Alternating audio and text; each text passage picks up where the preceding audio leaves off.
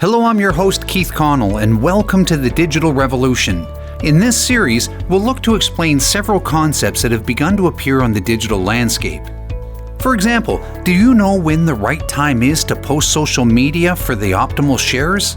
What about the difference between paid and earned media? How did social media influence a nation's political elections in 2016? If you don't know the answers to these questions, this series is for you. There are literally hundreds of social media networks from which to choose in today's online community. Regardless of your tastes or interests, there's a platform that speaks to it.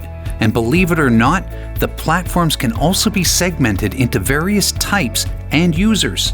But why does the world share a collective obsession in staying connected online? Or a more interesting question would be, why have the corporations taken such an interest in this technology? With so many inputs available in the world today, organizations are clamoring for the attention of the typical consumer. Whether the visitor is watching cat videos on Facebook or buying a product online, data is constantly being collected.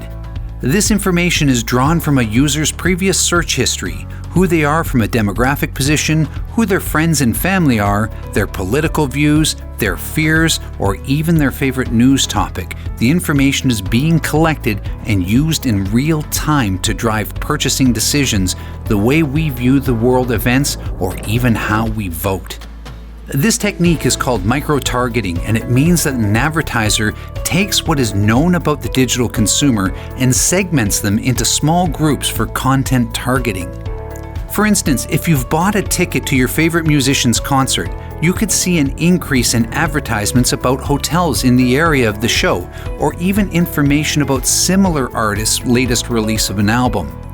Although it helps deliver highly relevant content to your computer screen, with great power comes great responsibility. And there are organizations that use this level of insight to send you information that is both inaccurate and/or biased and designed to change your perception or opinion of something. In fact, it's argued that the Republicans utilized micro-targeting to sway votes of millions of users, helping Donald Trump win the election of 2016.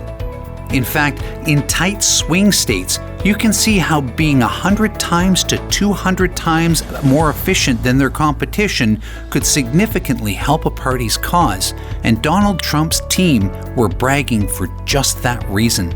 So it seems like a small thing, but if you manage it correctly, it can be significant game changers, as the major platforms all have similar business models of developing highly addictive mechanisms to deliver content while collecting as much information about the individual as possible, using algorithms designed to predict what the content that will keep us engaged and distribute target ads that will compel us to click those ads.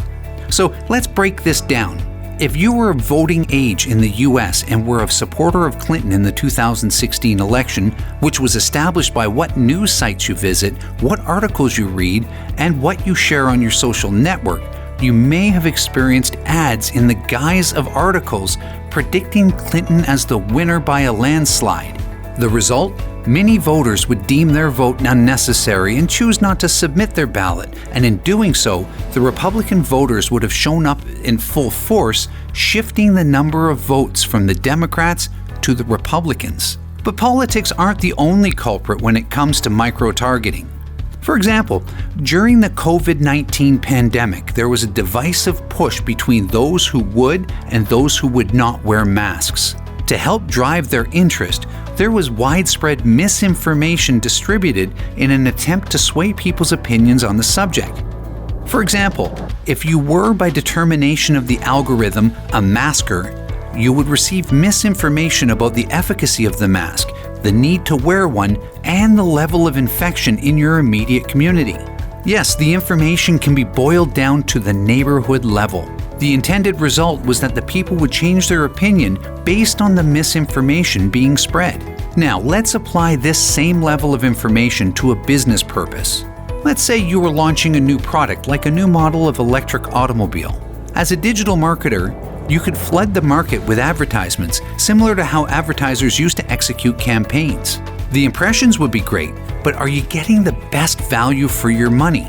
Another approach would be to target the viewer who's looking at and reading articles about electric cars and exploring websites from car dealerships. Based on this insight, it makes the most sense to micro-target viewers so that your message is reaching the right people at the right time.